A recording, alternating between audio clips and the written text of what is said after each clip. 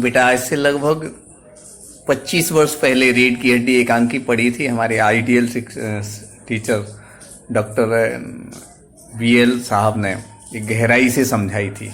आज वो स्मरण आ रही है, याद आ रही है। ऐसे ही हम आपको ऐसा समझाएं कि आपको आगे आने वाले समय में याद आए, इसकी हमारी जिम्मेदारी है। मात्र आपका पढ़ना और उसके शब्दार्थ देखना पूर्ण नहीं है, उसकी गहराई समझना और प्रश्नों के उत्तर अपनी समझ और अपनी व्याकरण सम्मत शैली में लिखना महत्वपूर्ण है। तो रीढ़ की हड्डी कृतिका में पाठ है और उसमें हमने पृष्ठ 27, 28, 29, 30 तक, बल्कि 31 तक पूर्ण कर लिए। 32 से आगे आज पूर्ण करेंगे, लेकिन उसका सार पहले समझ लें तो फिर पूर्ण करने में आपको आनंद आएगा। सार क्या है बेटा? 2 बातें इसमें बताई गई हैं। रीढ़ की हड्डी पाठ में 2 बातें बताई गई हैं। कौन कौन सी बातें बताई हैं? जगदीश चंद्र माथुर जी ने यह एकांकी लिखी है और क्या कहा है इन्होंने? उद्देश्य इसका है रूढ़िवादी मानसिकता पर प्रहार। पहला क्या है? रूढ़िवादी मानसिकता पर प्रहार। और दूसरा क्या है? स्त्रियों के आत्मविश्वास व साहस की सराहना। अब इसको हम थोड़ा विस्तार करते हैं। रूढ़िवादी क्या कहलाती बेटा? जैसे मोबाइल किसी को नहीं दें, इससे बुराई आती है, ये तो गलत निशानी है, इससे कुछ लाभ नहीं है, हानियाँ ही हानियाँ हैं, तो ये रूढ़िवादिता कहलाएगी। क्यों? क्योंकि मोबाइल में बहुत सारी चीज़ें अच्छाई हैं। अच्छाई को ग्रहण करना और बुराई को दूर करना ये समझ मानी जाती, योग्यता मानी जाती। बेटियां नहीं पढ़ेंगी, बाहर जाएंगी तो बहुत हैरानियां बढ़ेंगी, या बेटियां ज़्यादा पढ़ लिख जाएंगी तो घर में कलह होगी, घर का काम नहीं करेंगी। ऐसी परंपरा से रूढ़ी में बात चली आ रही है। इसलिए बेटियों को नहीं पढ़ने देते थे। यदि वो ज़्यादा पढ़ जाएं तो उनकी पढ़ाई को छिपाते थे। जैसे इस एकांकी में उमा बेटी है और वह MA पढ़ चुकी है, लेकिन जो देखने आने वाले हैं उनके सामने पढ़ाई की चर्चा नहीं करना, नहीं जो पढ़ाई की उससे कम बताना। इससे सिद्ध होता है कि लड़कियों की योग्यता या लड़कियों का बाहर जाना, कॉलेज में पढ़ना, उन्हें अपनी योग्यता निखारना लोगों के लिए असहाय था, पच नहीं पाती थी। व्यवहारिक जीवन में कहे ना बेटा, जब हम किसी से आगे नहीं बढ़ पाते हैं तो रूढ़ियों के नाम पे, परंपराओं के नाम पर, ऐसी झूठी मर्यादाओं के नाम पर क्या करते हैं? उनको पीछे करने की कोशिश करते हैं। कि राजनीतिक पार्टियां ज़्यादा करती हैं, घर के ऐसे लोग भी ज़्यादा करते हैं जो मान के चलो कि उस गहराई को समझते नहीं। लेकिन जो अच्छे लोग होते हैं, समझदार लोग रहते हैं, एजुकेट पर्सन लोग रहते हैं, वो समझते हैं कि जो अच्छाई है उसको आगे बढ़ाएं। रामस्वरूप चूंकि लड़की का पिता है, उमा का पिता है, वो चाहता हमारी बेटी आगे बढ़े, लेकिन समाज में रहना है, इसलिए गोपाल दास के सामने क्या करता है? उसकी पढ़ाई को छिपाने की कोशिश करता है।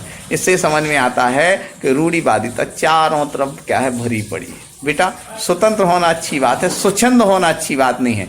बेटियों को स्वतंत्र किया जा रहा है, स्वच्छंद नहीं किया जा रहा है। रूढ़िवादी लोग क्या करते हैं? उसे स्वच्छंदता से जोड़ लेते हैं, लेकिन यहाँ स्वतंत्रता की बात कही जा रही है।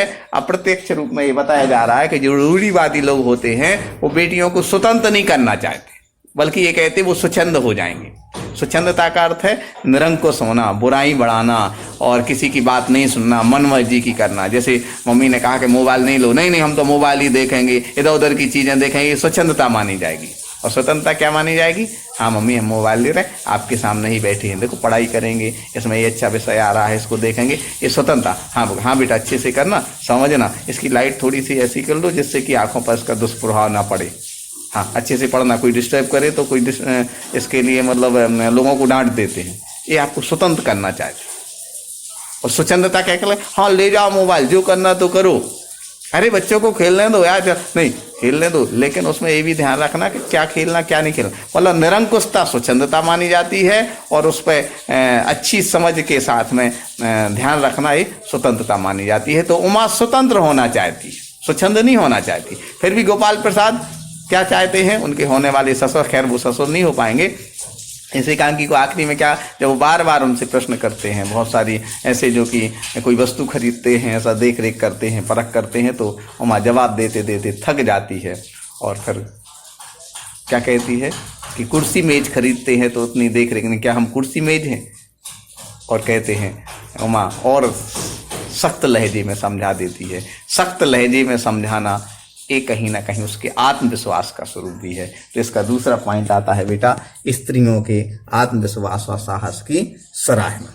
इसमें उमा बहुत आइडियल रूप में सामने आती है। इसमें प्रश्न भी बनता है बेटा कि आप उमा जैसे पात्र को पसंद करेंगे या शंकर जैसे पात्र को। शंकर तो बेटा कैरेक्टरलेस है। कैरेक्टरलेस कौन? जो लड़कियों के पीछे भागते हैं। यदि लड़की लड़के के पीछे भागे, इसका अर्थ है कि वो चरित्र से शुद्ध नहीं है, और लड़का यदि लड़की के पीछे भागे तो ये चरित्र से शुद्ध नहीं है। ये पारिवारिक अंकुश जो लगते हैं वो अंकुश वास्तव में बुरे लगते हैं, लेकिन सच्चे अर्थों में गोपाल प्रसाद ने बहुत बुद्धिमानी से अपनी वकालत से पैसा तो कमाया, लेकिन अपने बेटे शंकर पर निगरानी नहीं रखी। शायद इसलिए उमा बहुत सख्त लहजे में कहती है कि इसके आपके बेटे की तो बैकबोन ही नहीं है, रीढ़ की हड्डी नहीं है। क्यों? क्योंकि वो लड़कियों के हॉस्टल के पास पिटते पिटते बचा था, चरणों में डला था। इसका सीधा अर्थ है जिसका चरित्र नहीं होता कुछ नहीं होता। और चरित्र जैसे शरीर में रीढ़ की हड्डी होती है तो शरीर चल फिर सकता है, उठ बैठ सकता है, और यदि रीढ़ की हड्डी ना हो तो क्या होता है?